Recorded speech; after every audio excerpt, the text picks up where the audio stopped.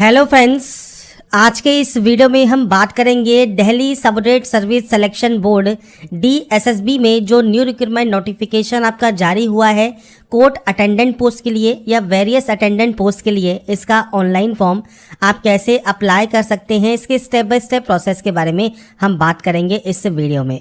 तो यहाँ पर फ्रेंड्स देखिए, जो ये नोटिफिकेशन है आपका फ्रेंड्स, ये आपके कोर्ट अटेंडेंट पोस्ट के लिए, रूम अटेंडेंट और आपके सिक्योरिटी अटेंडेंट पोस्ट के लिए जारी किया गया है। 26/8/2025 से आप इसमें ऑनलाइन आवेदन कर सकते हैं 24/9/2025 तक। और इस वैकेंसी से रिलेटेड जानकारी आप इसकी ऑफिशियल वेबसाइट पर जाकर या वीडियो डिस्क्रिप्शन में jobrasa.com पर जाकर चेकआउट कर सकते हैं। लिंक मैंने वीडियो डिस्क्रिप्शन में आपको प्रोवाइड किया हुआ है, वहां पर जाकर आप डिटेल्स को वेरीफाई और चेक करेंगे। अगर आप एलिजिबल हैं, अप्लाई करना चाहते हैं, तो आप इसमें ऑनलाइन अप्लाई यहां पर कर सकते हैं। तो यहाँ पर फ्रेंड्स देखिए, ये पोस्ट कोड है 801/25 जो कि दिल्ली हाई कोर्ट में आपकी वैकेंसीज जारी की गई हैं। टोटल 334 वैकेंसीज हैं जिसके लिए आपको ऑनलाइन आवेदन यहाँ पर करना होगा। इस वैकेंसी के लिए जो मैंडेटरी क्वालिफिकेशन है वो आपका मैट्रिकुलेशन पास आउट या उसके इक्विवेलेंट पास आउट होना, या आपके पास ITI सर्टिफिकेट आपके पास यहाँ पर होना चाहिए, मतलब 10वीं या ITI आपने इनमें से जो भी किया हुआ है आप इसमें आवेदन कर पाएंगे। 18 से 27 साल आपका एज क्राइटेरिया रहता है। आप फ्रेंड्स यहाँ पर देखिए, कैटेगरी वाइज और पोस्ट वाइज जो भी क्वालिफिकेशन क्राइटेरिया है वो आप चेक कर सकते हैं अप्लाई करने से पहले। अब बात करते हैं कैसे आपको इसमें ऑनलाइन आवेदन करना है। और इस वीडियो को स्टार्ट करने से पहले अगर अभी तक आपने हमारे चैनल को सब्सक्राइब नहीं किया है, सब्सक्राइब करें, शेयर करें, लाइक करें, जिससे आपको आने वाली सारी अपडेट्स मिल सके।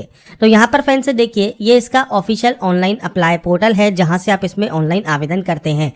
अब यहाँ पर आपको OARS online application registration system के माध्यम से सबसे पहले फ्रेंड्स एक बार रजिस्ट्रेशन करना होता है। अगर आप पहले से रजिस्टर कर चुके हैं तो आप डायरेक्टली देखिए, क्लिक टू साइन इन का ऑप्शन है, आप इस पर क्लिक करेंगे। आपका date of birth, date, month and year, 10th का रोल नंबर, 10th का पासिंग ईयर और आपका पासवर्ड डालकर आप सिंपली लॉग इन कर सकते हैं। पासवर्ड भूल गए हैं तो फॉरगेट पासवर्ड कर सकते हैं। रजिस्ट्रेशन नंबर याद नहीं है तो नो योर रजिस्ट्रेशन नंबर भी आप कर सकते हैं। बेसिकली रजिस्ट्रेशन नंबर आपका date of birth, roll number and passing year होता है। अब यहाँ पर ये बात हो गई उन कैंडिडेट के लिए जिन्होंने पहले से रजिस्ट्रेशन किया हुआ है, कोई भी फॉर्म आपने अप्लाई किया हुआ है तो आप सिंपली यहाँ पर लॉग इन कर सकते हैं।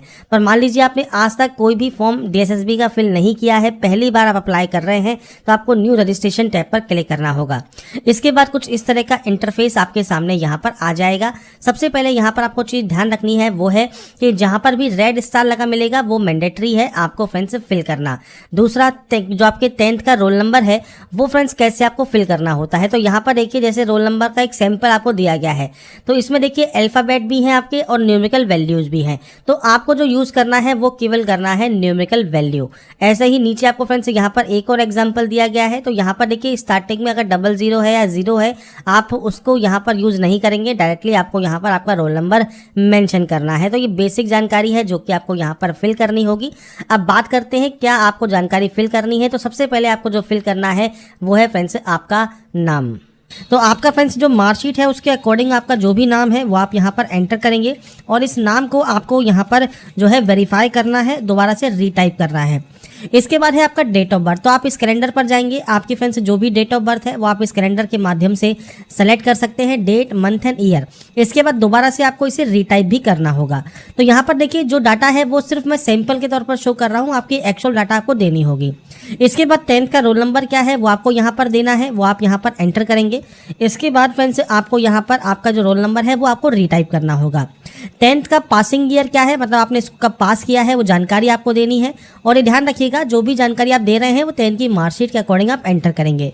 आपका जेंडर क्या है वो आपको देना है, नेशनलिटी हो गई। इसके बाद सेम आपका फादर नेम है, मदर नेम है, स्पाउस नेम है, तो वो आप यहाँ पर एंटर कर सकते हैं।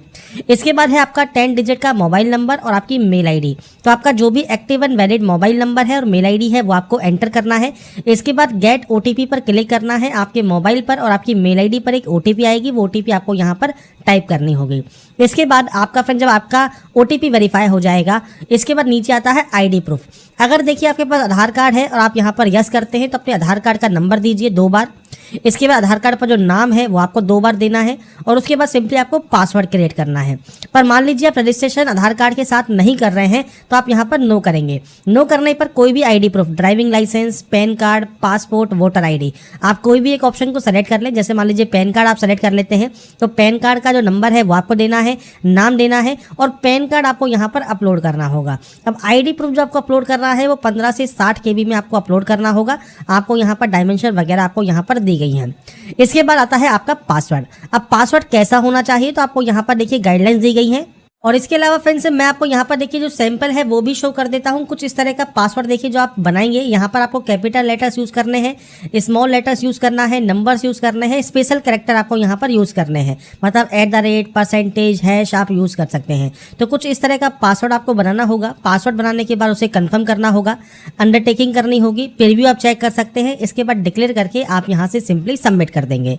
इसके बाद फ्रेंड्स आपका देखिए जो रजिस्ट्रेशन है वो आपका यहाँ पर कंप्लीट हो जाएगा। और रजिस्ट्रेशन कंप्लीट होने के बाद आपको फ्रेंड्स आना होगा यहाँ पर क्लिक टू साइन इन वाले ऑप्शन पर, जहां से आप जो है लॉगिन करेंगे। तो आपका फ्रेंड्स जो डेट ऑफ बर्थ है जो आपने रजिस्ट्रेशन करते समय एंटर किया है, आपका 10th का रोल नंबर, आपका 10th का पासिंग ईयर, आपका पासवर्ड जो आपने क्रिएट किया होगा रजिस्ट्रेशन करते समय और एक कैप्चा कोड डालकर आप सिंपली साइन इन यहाँ से कर सकते हैं।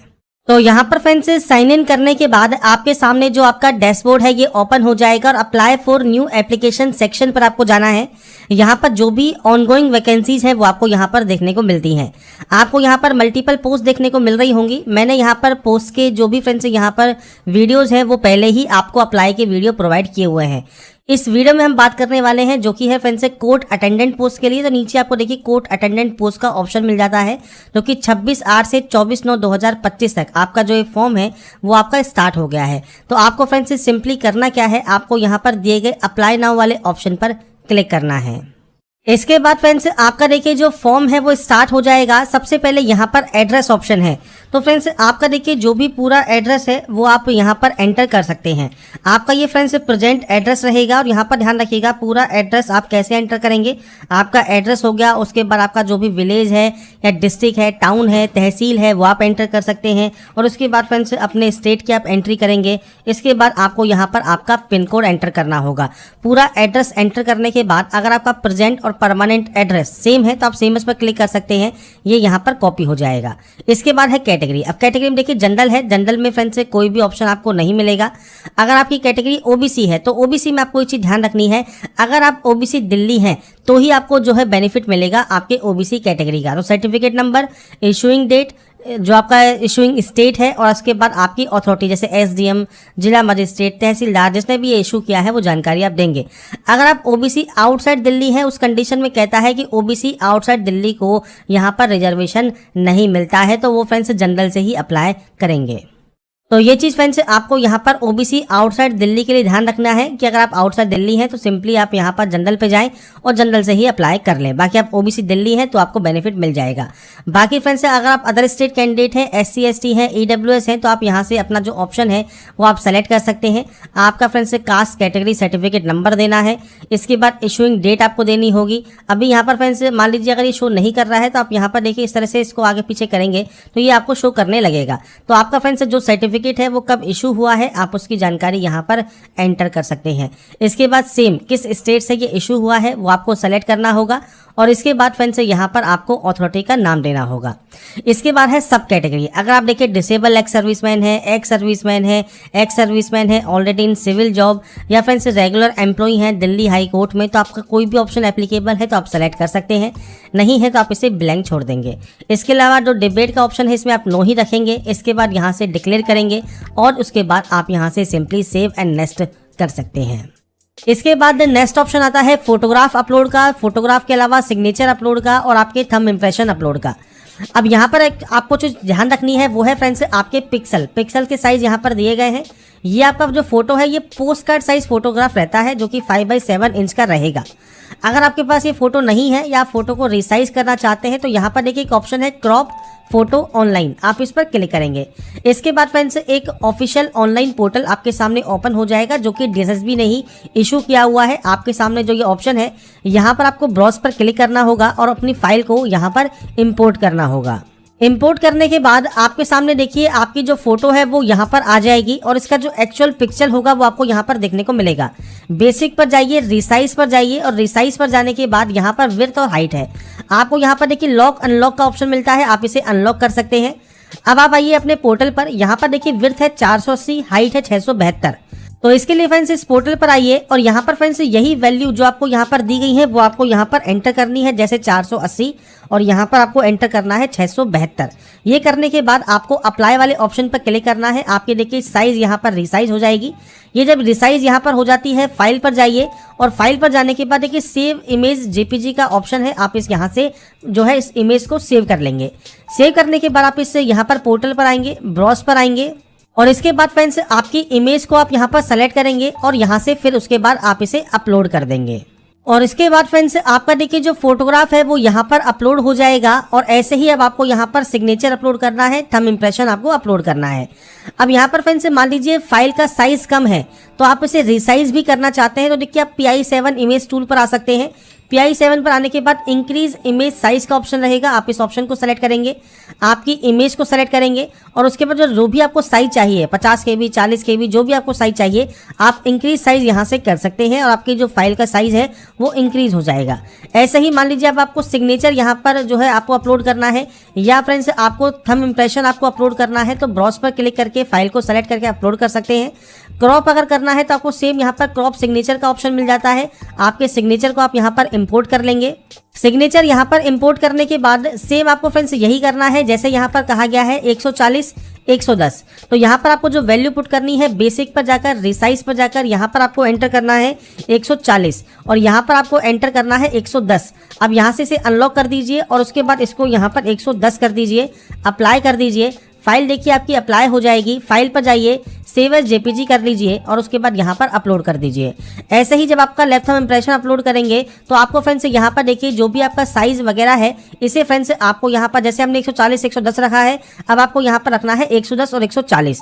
आपको यहाँ पर भी क्रॉप LTI ऑनलाइन का ऑप्शन मिलेगा, आप यहाँ से इसे दोबारा से फ्रेंड्स आपकी जो भी फाइल है उसे सेलेक्ट करके आप यहाँ पर जो है रिसाइज कर सकते हैं। और अगर आपको साइज को जो है आपको इंक्रीज करना है तो आप PI7 की वेबसाइट पर जा सकते हैं। तो आपको सिंपली ब्राउज पर क्लिक करना है और इसके बाद फ्रेंड्स आपको यहाँ पर आपके देखिए जो फाइल है वो आपको यहाँ पर अपलोड करनी है। जब ये अपलोड हो जाती है, अपलोड होने के बाद आपको नेक्स्ट स्टेप पर जाना होगा। तो इसके बाद फ्रेंड्स नेक्स्ट ऑप्शन आता है अब आपके लिस्ट ऑफ डिपार्टमेंट का या पोस्ट का। तो यहाँ पर आप देख रहे होंगे दिल्ली हाई कोर्ट की ये वैकेंसी है, जैसे रूम अटेंडेंट है, आपको इस क्राइटेरिया में बताया यहाँ पर गया है, कोर्ट अटेंडेंट है, सिक्योरिटी अटेंडेंट है। आप फ्रेंड्स यहाँ पर देखिए जो डिजायबल क्वालिफिकेशन आपकी कोई भी नहीं है, कोई भी एक्सपीरियंस रिक्वायर्ड नहीं है, सभी पोस्ट के लिए 10th एंड आपका ITI रिक्वायर्ड है। इसमें फ्रेंड्स यहाँ पर देखिए वैकेंसीज नंबर ऑफ पोस्ट भी आपको यहाँ पर देखने को मिल जाती हैं। तो आपको फ्रेंड्स सिंपली करना क्या है, प्लीज सेलेक्ट या रिलेवेंट डिपार्टमेंट या पोस्ट। तो आपको फ्रेंड्स जो डिपार्टमेंट है और आपकी जो पोस्ट है जिसमें भी आप यहाँ पर अप्लाई करना चाहते हैं आपको इस तरह से उस ऑप्शन को सेलेक्ट करना होगा।